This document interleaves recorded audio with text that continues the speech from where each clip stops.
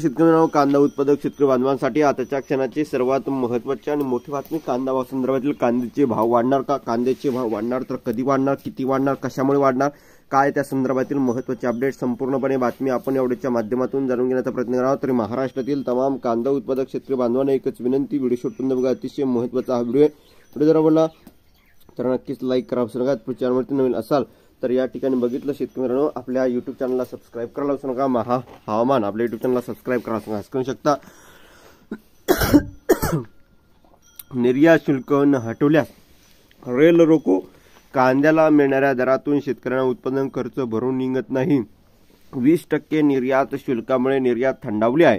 2 दिवसात सरकारने हे शुल्क न हटवल्यास कुठलीही पूर्वसूचना न देता या ठिकाणी बघितलं तर रेल रोको आंदोलन केले जाईल असा इशारा ठाकरे गटाचे निफाड तालुका प्रमुख शिवा सुरासे यांनी दिला आहे। एकंदरीतच ही महत्त्वाची अपडेट आहे। बघू शकता, अवघ्या काही दिवसात नाशिकमध्ये या ठिकाणी कांद्याचे दर क्विंटलला 2000 रुपयांनी गडगडल्याने संतप्त शेतकऱ्यांनी गुरुवारी लासलगाव बाजार समितीत लिलाव बंद पाडून केंद्र सरकारच्या विरोधात जोरदार घोषणाबाजी केली आहे। अर्धा तास लिलाव बंद होते। बाजार समितीच्या पदाधिकाऱ्यांनी मध्यस्थ केल्यानंतर लिलाव पूर्ववत झाले।